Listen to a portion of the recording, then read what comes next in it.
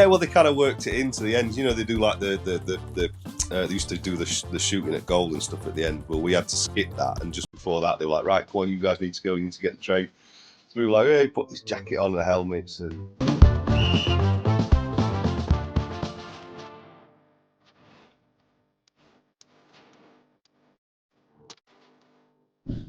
Hello and welcome to the latest edition of All Wednesday. We've got with us this week Ed Cosens, a singer-songwriter, formerly of Reverend and the Makers, and a big Sheffield Wednesday fan. Ed, thanks very much for coming. How are you doing? I'm good. Yeah, thanks for having me. It's been a little while in the making, this little interview, hasn't it? So we finally got here. Certainly has. Yeah, we've been trying to set it up, but you've been a busy man, haven't you? You've been up and down the country. Yeah, trying to keep busy anyway. It's a funny old life being in the music business, but you never quite know where you're going to be from one day to the next. But Yeah. yeah, it's good. It's good to be doing stuff. Yeah, I can imagine. I want to touch on that a little bit. Obviously, as a musician, you do travel around a lot. It's a roving lifestyle. How is that following a football team? Because obviously, I'm sure you don't get to as many games as you'd like because you're sort of always gallivanting about the place. Yeah, yeah, for sure. I mean, yeah, when I was younger, I used to go to a lot more games, obviously. Yeah, it's difficult. But it's kind of, I guess, the way you can kind of follow it online now, and you can actually watch a lot of the matches, on Sky or whatever with various things. So it's not too bad. It's not like as if you couldn't see anything at all, as you're traveling around. So there's Yeah, always a way and a means of following and catching up. absolutely. Um, with yourself, then, where did it all start for you? What was your Wednesday story? Because obviously, in Sheffield, it's often family members and location and things like that. Where did it all start for you? Yeah, so I mean, as a really young lad, I was obviously massively into football. And it was actually my next door neighbour. It wasn't my dad wasn't massively into football. My mum used to like a lot of sport, but again, not massively football related. But my next door neighbour, who used to live next door to when I was, at primary school, so about sort of 6, 7, 8. They were mad Wednesday fans, and they used to get spare tickets all the time. So they'd always say, "Oh, do you want to come along?" Like, so I was like, "Yeah, yeah, definitely." And that was it. I was just hooked from the start, really. So I mean, first ever game was I think 1989, Aston Villa. We lost 1-0, but yeah, it was great. Stood on the old cop, being absolutely just barraged and squashed, and at like 8 years old, it was just like Jesus, what is this? But it was It's great, funny. loved it. No one seems to have a first memory of Wednesday winning. Every single person you Well, speak to, what does that it's tell always you? like it's literally just like everyone at the club is for decades just gone like, we'll set you up properly, yeah. Like your first game, we'll make sure we lose that one. Yeah, There must yeah, be people out there that win the first game, but I've never met one. yeah. Um, but just so with that, so your sort of late 80s, that was a safe to say it was a pretty good time for Sheffield Wednesday, that wasn't it? Well, yeah, yeah. Obviously, yeah, coming out of the '80s, we were sort of on the up a little bit, and I guess you obviously you had the '91 Rumbelows Cup and everything, which I remember watching on telly, and weirdly, a lot of my friends at school, they were all like Man United supporters at that point. I think they were just kind of obviously glory hunting, but I was staying true to myself and supporting Wednesday, and everyone expected United to win, didn't they? And we did it, so it was amazing. The old famous dink and everything. It was that was Yeah. that was I think at the time everyone thought, yeah, and this is the start of something amazing, and it kind of was for a bit. Obviously, moving into the '90s, and then once sort of Waddle signed and all that lot, it was magical for a bit. But Mhm. obviously, this is Wednesday we're talking about. That stuff doesn't last, does it? Unfortunately. No, no, it tends to fizzle out, unfortunately. Yeah. But so, what was the first? Because I always talk about like my Wednesday awakening. I was sort of mid to late '90s when I first started going, and there was players that I liked, but I missed out on the sort of the real glory heyday of Waddle and Hurst and those guys. But Yeah. I remember my sort of awakening was Carboni and seeing him for the first time. Is there somebody for you like that you remember watching for the very first time and thinking, "Oh, I think I really, really like this sport." Yeah. Well, I think yeah, just I mean that team that was emerging, yeah, that kind of late '80s, early '90s. I mean, I think John Sheridan's probably a very honourable mention here because I think one of my second or third games, I think we drew 2-2 with Oldham, and we were 2-0 down, and then Sheridan scored two penalties to get us back in it, and I just remember the crowd just going mad when he got the second penalty and him coming over to the Cop, and it was just like, yeah, that was amazing, yeah. And Sheridan, what a player, and obviously the goal in the cup final, Yeah, So I think he was like the real first thing, and then obviously Hursty as well, just absolutely causing havoc. It was great, and I didn't see sort of Waddle that many times, and annoyingly, I only saw him a couple of times. But again, yeah, then sort of moving into the '90s, yeah, Carboni and Di Canio were kind of big ones. I remember seeing Carboni scoring a hat trick one afternoon at Hillsborough. I think we were like playing Newcastle or something, and he just absolutely ran right in a bright orange away shirts and that. It yeah. was just yeah, just amazing, just amazing. Yeah, that's why when that shirt came out this season, the orange one, it was just like it was. I was overwhelmed with nostalgia for that one. Yeah, It's the first Wednesday shirt I have in years. The first Wednesday shirt I actively went to the shop on the day it came out to get one because I was terrified they were going to sell out, and I didn't want to take that chance. yeah, It was yeah. I just reverted back to being an 8 year old again. It was yeah. It was it because it does catch you, doesn't it? That sort of thing. The oh nostalgia yeah, element of yeah, it. and like, I mean the orange kit, with Carboni was great, but then when we had the yellow kit with blue shorts the other year, that again going back to the early '90s, Nielsen Yeah. and all that kind of early year, that was I loved that. That was great. I loved it when they went back to that. So Yeah.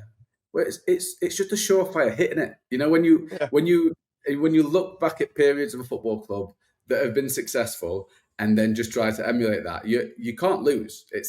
no, It was nice because we got promoted in that yellow kit as well, yeah, which is an yeah. added bonus. Um, Well, it just but shows, but, doesn't it? but It means something, doesn't it? It's yeah, like a absolutely. sort of subconscious inspiration, isn't it? Yeah. Yeah, I think from a Wednesday perspective that it's something that we have to do because we have so little sort of modern day success. We have to hark back a little bit, and we obviously Mm. we get the piss taken out of us a little bit from some of the other folk in the in the football fraternity. But it is it's understandable given the players that we had and the sort of the Yeah, quality of the players that we had. I always find it interesting with David Hurst of when you talk to former players who were there. I remember speaking to Imre Varade, and Imre yeah, said when because he was there when Hursty signed, and he yeah, said first day.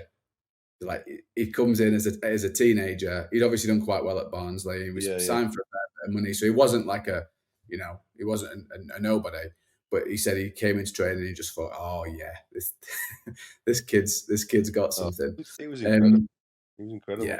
My one of my claims to fame was I played in a charity match once at Oakwell, like a Wednesday Legends against Barnsley Legends. I say Legends. I mean, I don't know why I was playing, but it was like celebrities and that as well. And I got absolutely turned inside out by Ersty. I was playing left back, and he just did me like one way, then the other, and I was just on my arse, and it was just it was yeah, magical. And he just pinged it in the top corner. I was like, oh, I don't mind that because that was beautiful, you know. yeah. And And this to be is fair, what he's 50 odd or whatever. So, he's like still got it. yeah, I always think it's fascinating watching players who are that good. When they get older. Yeah, yeah. I remember going to a charity game watching. It was him and Chris Waddle were both playing. It was at Sheffield FC. It was years I think ago. I But played. I think I was playing. I was there oh, and all. really? Yeah, yeah, yeah, Um, yeah. Watching Waddle with just his touch and that, it's just mad, isn't it? well, that's what I was going to say. Is like they don't run anymore, but they don't No, need to. no, no. They just Like ping it the touch around is and still there.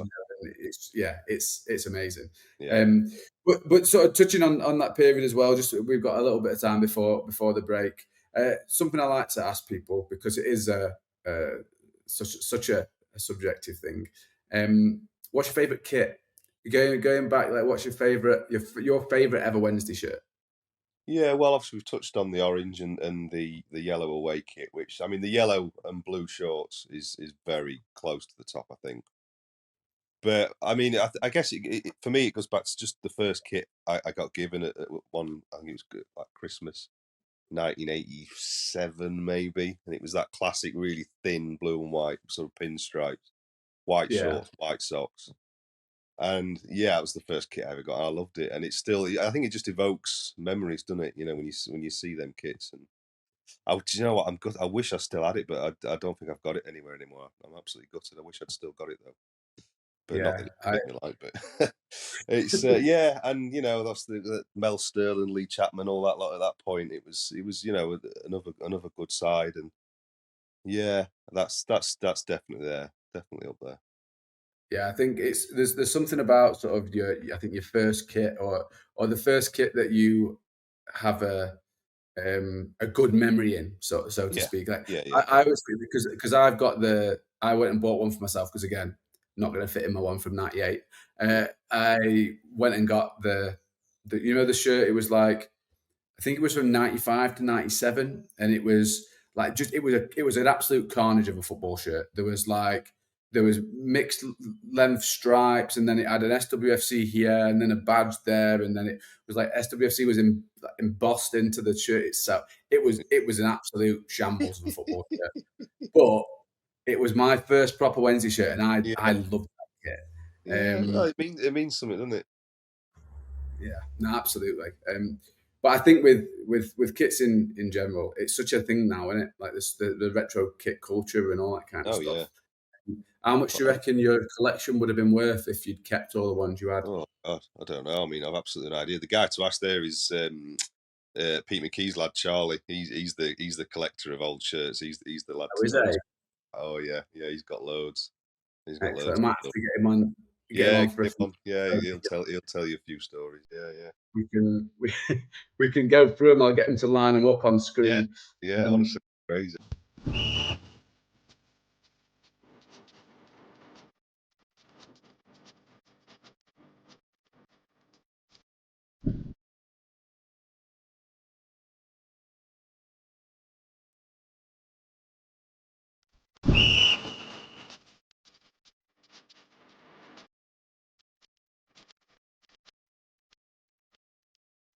Welcome back to part two of this week's All Wednesday with Ed Cousins. Ed, we spoke a little bit earlier about following Wednesday and the joys of the music business stopping you from doing a few games. You did have one particularly hairy episode, didn't you? Trying to get to a Wednesday game.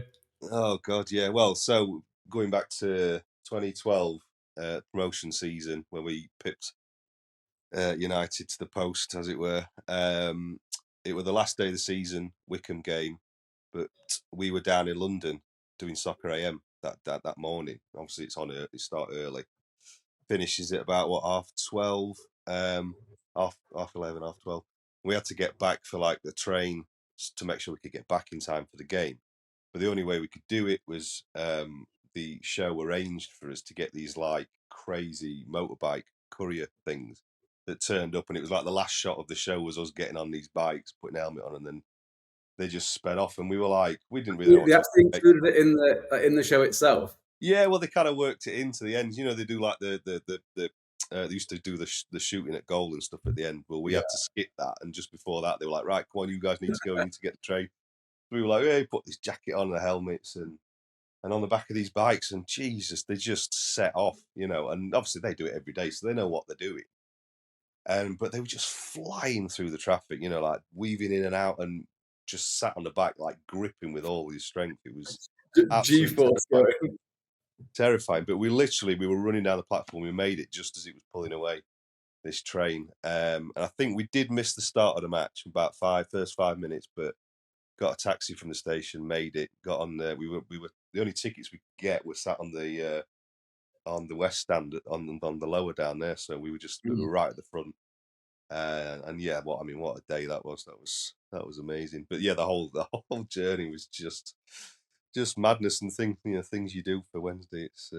But it was good though, really good. Yeah. I mean, look, it was certainly a day worth rushing back for, that's for Oh, sure. totally, absolutely. Well, yeah, what a day. I just remember looking at the Wickham supporters in that little corner. They were just all Mm, just bunched in there, and it was just the whole rest of the stadium was all Wednesday. It was just magic, magic. yeah. And obviously Pippin United and all. I mean, what a day that were. Yeah, as seasons go, it don't really get much better than that, does it? No, no. It's a pity it was down in that division and not going up to the top one, but, Well, but not of it was everything. it was it was kind of, I guess, the start of sort of a return, although it's not been great since again. But we're kind of we're getting there, aren't we? I don't know. It feels like it's like progress and then not, and then progress and then not, and Mm, it just kind of feels what it's like been, for our entire lives, basically. yeah, But just on that, before we move on that Wickham game, um, did you ever like, what point did you feel, "Oh, we're gonna do this?" Because obviously there were that season, it had been so up and down, and then, United had that blip, and Wednesday sort of took advantage of it. mm, Was there a point that you thought this could be the season we actually do it? Or was it only, when that last game was happening that you really sort yeah. of thought, Well, I think there was the Brentford game, wasn't it? "Yeah, With Antonio, was it in the like 90 whatever minute?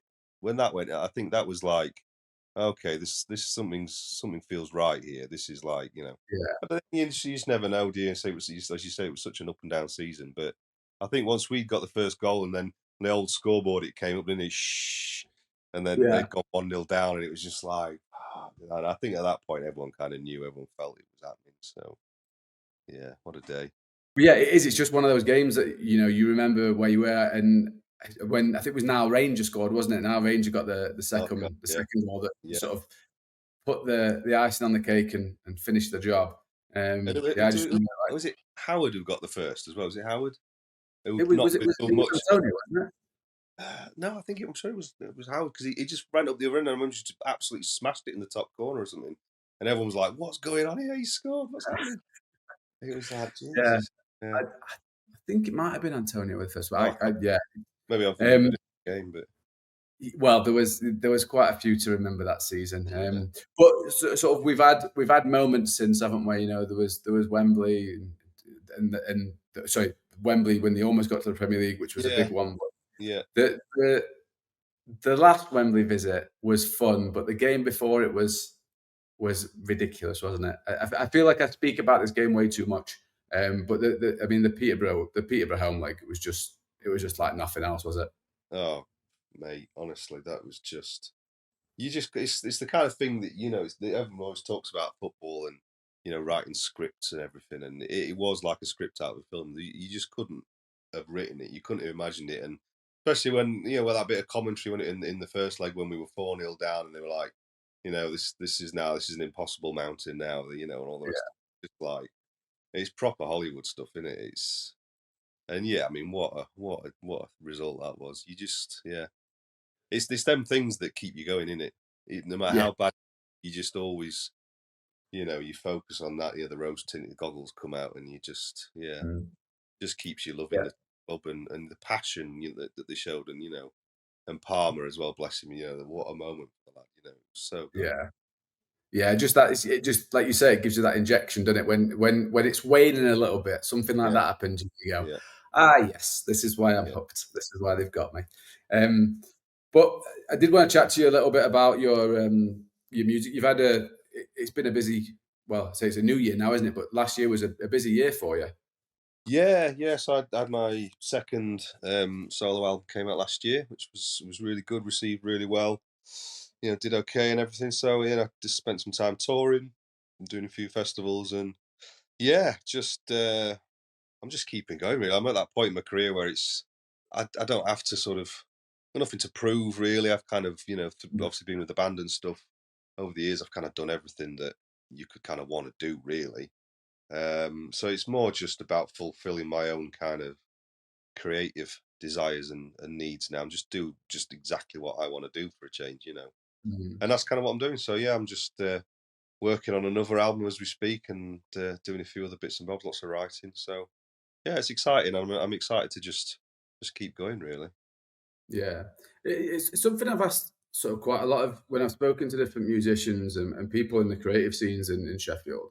And I wonder if you had a take on it. I've spoken to John about it and people like that. But why do you think it is that so many people in the creative fields in Sheffield are Wednesday fans? Because it does feel like you speak to a lot of Yeah, them, and that Joe Connell. I've spoken to Joe about it as well. Like it yeah, does feel like from a musician perspective, especially that all the musicians in Sheffield, and you ask them who they support, they all tend to be Wednesdayites.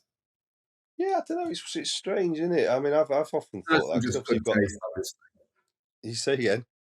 Aside from just good taste. Well, yeah, obviously good taste, yeah. Yeah, I mean, because obviously there's Hawley and Jarvis and, Alex and everyone's yeah. I don't know, it's weird, I think maybe there's just something in, in the waters nearby, where people are from, I guess, obviously. It's, I don't know, it's a strange one, isn't it? But Mm. I always just like to think it's, it's just a better club, in it. But, Yeah, well, there is that. Um, but just on sort of talking about the music side of things, there is a there's an intrinsic link, isn't there, between football and music, and you see it. The chanting in the stands, the music that gets played out before games at Mm. every football ground in the country, the crossover between football culture and music culture. Do you do you find that when you're performing and stuff, like obviously, like we're talking earlier about football shirts, like the retro football shirt culture now, do you find that there is still that when you're out gigging and stuff that there's a big football crossover there? Oh yeah, I think definitely. I mean, obviously, musically, it links to kind of the passion and football. Obviously, has got a huge amount of passion involved with it, and so is music. So there's an obvious link there, and it's it, in terms of that football chants and stuff. It harks back a long way. To more like kind of folk stuff where songs were just passed on through generations, and that kind of connection that people have is something that keeps going generation after generation, and it's a huge part of it. Imagine there's no singing at football matches. It'd be weird, Yeah, wouldn't it?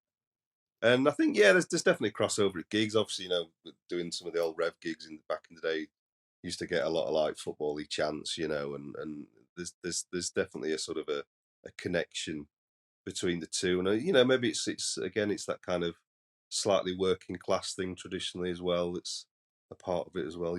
So, but yeah, it's definitely there's a huge link there. yeah. Do you remember the first time that you heard your music playing out at Hillsborough? I do actually. It was a long time ago. It was before Reverend. We had another band, myself and John, called Judan Suki, which is a terrible name. But we had this song called Rebel Song that we'd written, and it was a bit rocky and that. And we'd John knew somebody up in the announcements place, and managed to get him the CD. And they said, "Oh yeah, we'll play it at half time." I think it was like a random like Norwich game or something. So we'd gone, and yeah, they stuck this tune on at half time, coming through the terrible little tinny tannoy system, and it was great because it kind of started, and we're like, "Yeah, our song's on," and then the announcer just started talking through the whole thing. I was like, "Oh, that's a bit rubbish." But they stopped talking just as it got to like the little guitar solo bit that I did, and then they just whacked it straight back up again. And suddenly I had Well this played. big guitar solo like reverberating around Hillsborough. It was amazing. Yeah, that was like Fantastic. 25 years ago. It was crazy. That was the Well first played. time. And then, Yeah, no, obviously they walked out for a few games to silence his talking, that was really special. Having yeah, something no, like that, going and the players actually walking out to your tune, it's like, yeah, that was mega. no, I can imagine. That's a perfect note to end the episode as well. Ed, thank you very much for joining us, and Bruce, all the best for the new album writing as well. thanks, mate. I'll speak soon.